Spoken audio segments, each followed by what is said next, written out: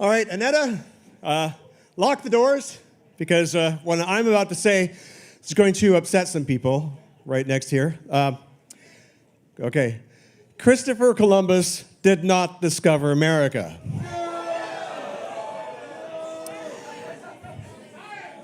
Exactly. I mean, never mind the question of like how you can discover a place where the inhabitants are watching you arrive from the shore.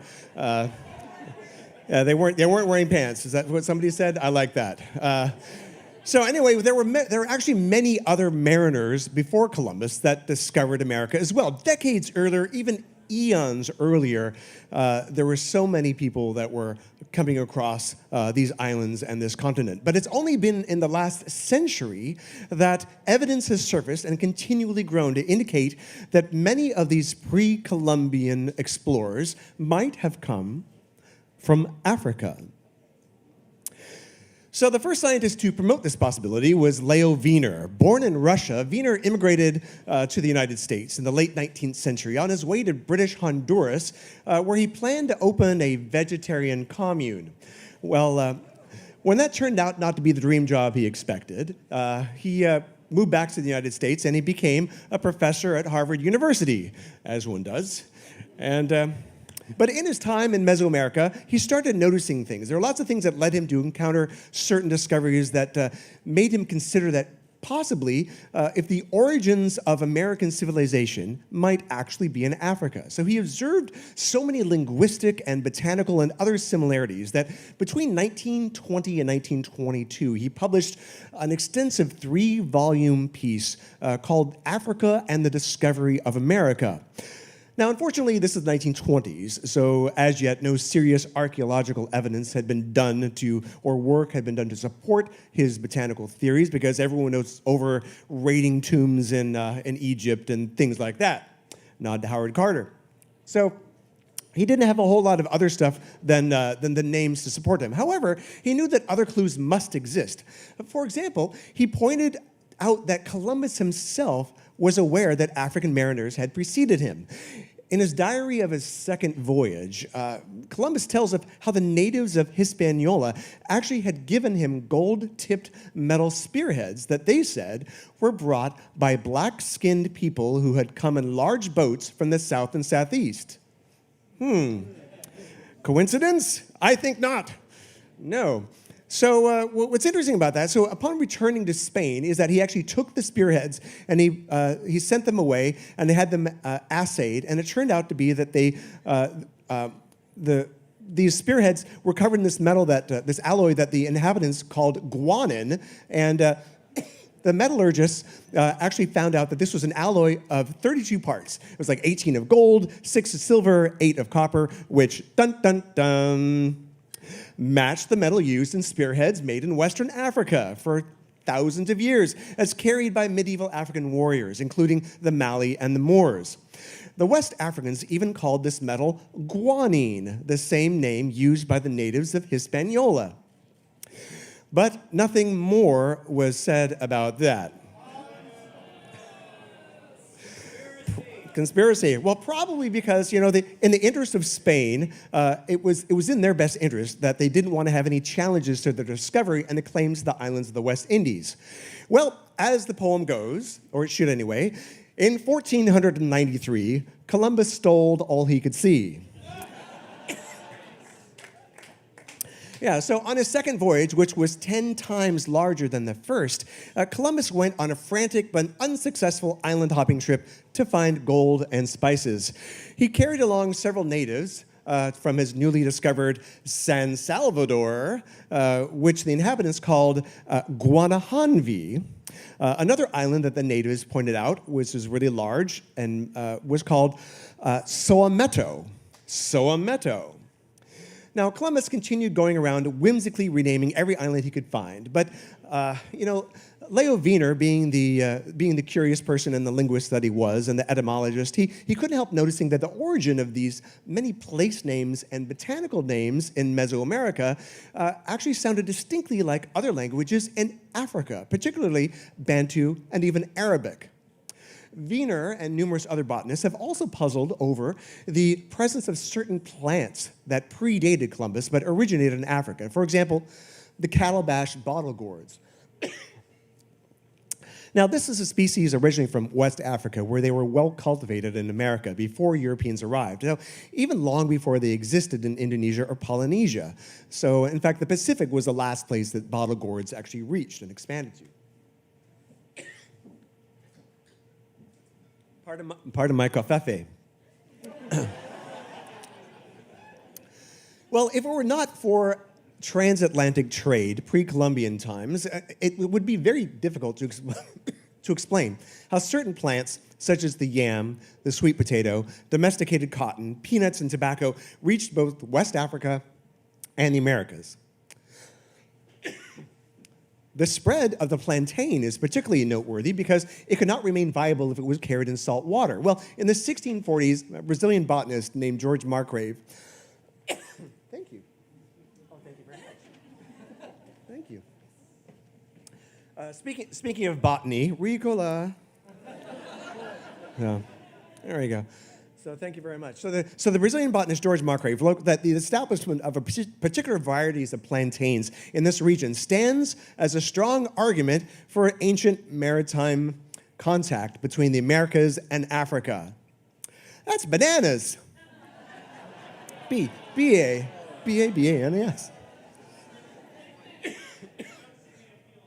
That's right. Thank you. All right. Excuse me. All right. Yeah. Okay. So, how do these plants and languages? That's going to be good for the video. All right. Fix and pose. All right, use the cough drop. Okay, so how do these plants and languages and other cultural elements get to the Americas? Well, some believe, so what's that? Well, you're cheating. Well, some people believe that, over thousands of years, Africans migrated out of Africa and then over the Bering Strait, then down into South America, and things like that. Well, another explanation exists, and so get ready. There you go. Let it out of your system. Awesome. Africans had ships. In fact, they had four kinds of. They had unbelievable. They had a shipload of vessels, and they had away. The anchors way. So in fact, they had four kinds of vessels, and Nubian pottery. This is an example of Nubian pottery with a painting on it that shows a long-hold pottery art. That shows either a long-hold boat or a papyrus raft or a hulled-out canoe. And then this other painting beside it is from, the first one was from 3000 BC, and this is a bird's-eye view of an oared riverboat in Chad. And it dates from 3500 BCE. Now, the Africans of Guinea also had dugout canoes hewn from these monumental trees on the coast there. In 1500, just a few years after Columbus's voyage, the Portuguese captain Pacheco Pereira wrote, "In this country can be found the largest canoes made of a single trunk. Some are so large that they hold 80 men."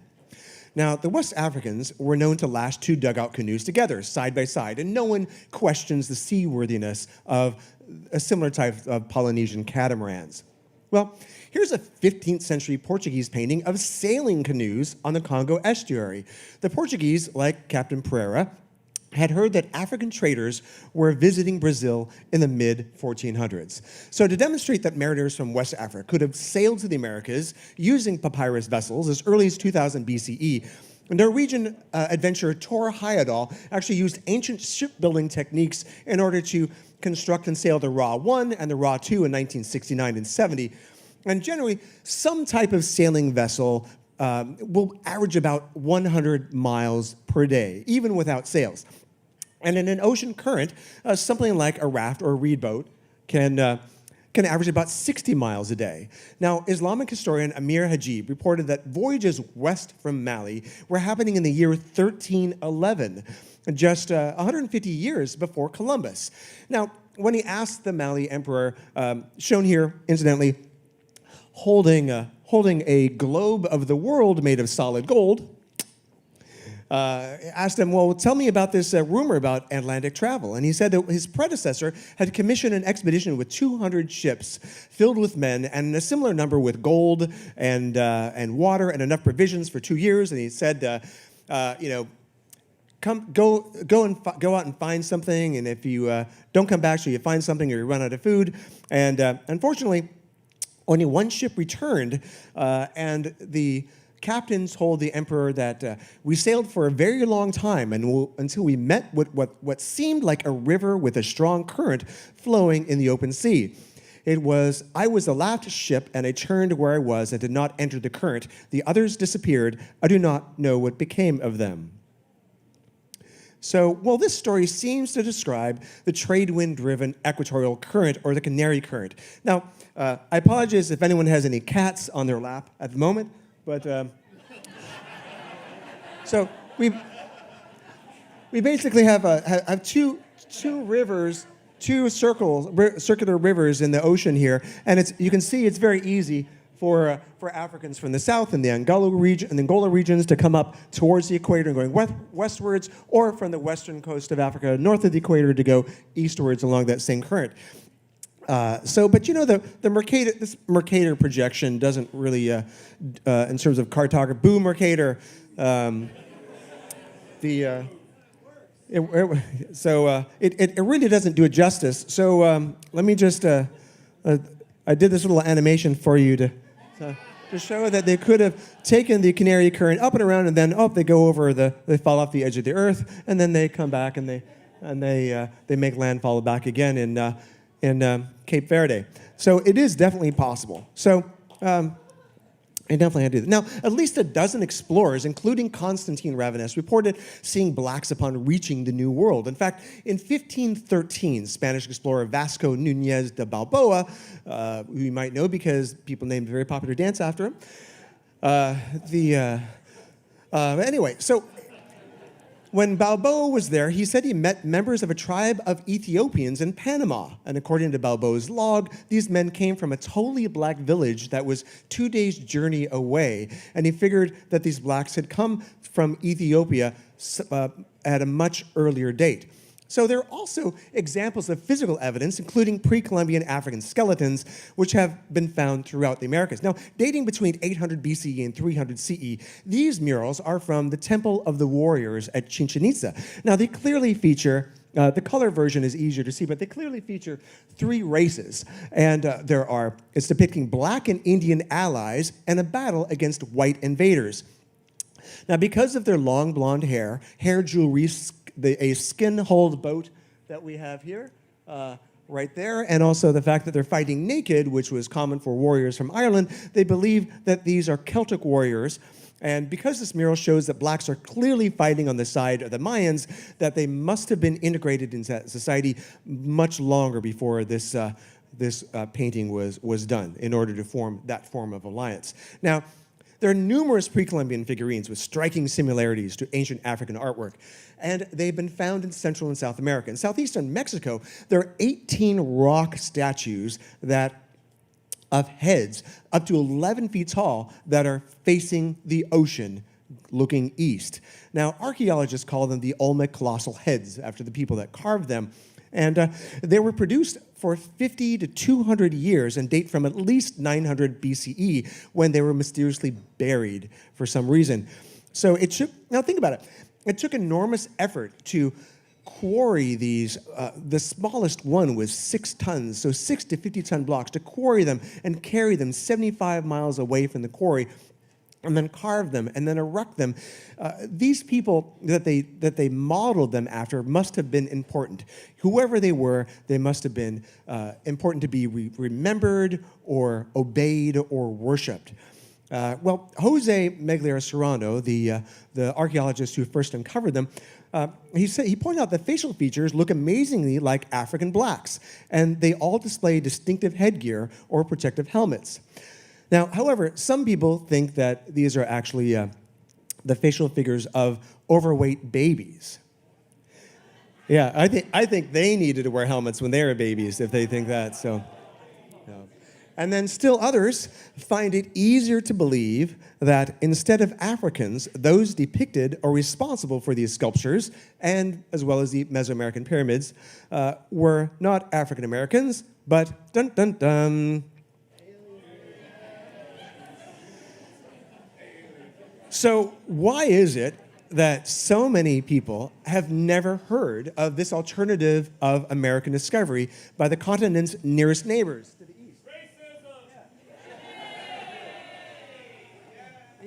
So, I mean, look, now the thing, exactly, whoa, where'd all the continents go? So, this is, look at how close this is. I mean, white people don't think that you could go, this is closer compared to more than twice the distance that Columbus sailed. This will win a drink for you in a bar game sometime. Which state is closest to Africa? Maine. Yeah, look, see there, you need a globe for this. Look at that. Versus yeah, geometry,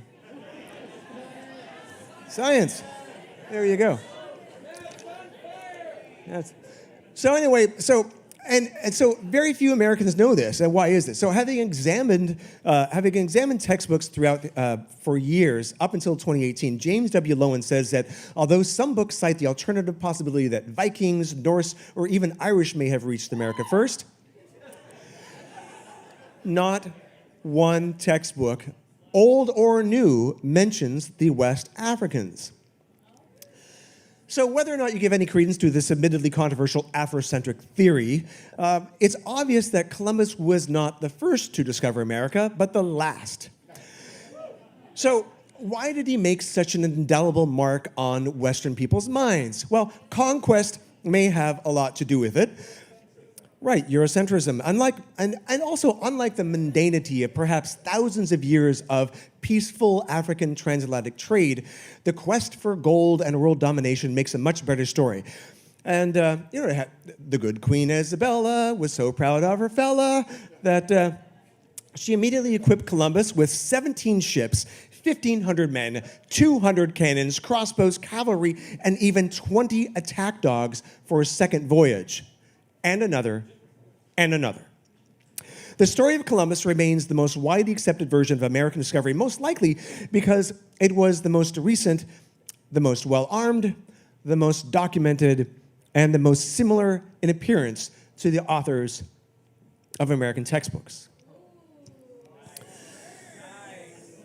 And one other thing that should be pointed out here is that in the years after Columbus discovered America, in 400 years, 20 million Africans were stripped from the coast of Africa, half of them dying in transit for slavery, who knows how many fleeing inland. And at the same time, within 5 years of Columbus's arrival in the New World, 90% of the indigenous population had died from disease or murder, 90%. So the fact is, that leaves few people to have a written or memory or an oral history of the seafaring of their African discoverers. Historian Samuel D. Marble wrote, as a subject for research, the possibility of African discovery of America has never been a tempting one for American historians. We choose our own history, or more accurately, we select those vistas of history that more or less kind of explain to have the promise of the greatest satisfaction for ourselves. And we have had little appetite to explore the possibility that our founding father was a black man. So nevertheless, there is considerable evidence to suggest that African mariners also participated in this great adventure, no less than Vikings, the Portuguese, Spaniards, Celts, Chinese, Polynesians, and Arabs, and others. So now I would like to raise a toast to all the discoverers of America before Columbus, wherever you may came from. May more of us discover you.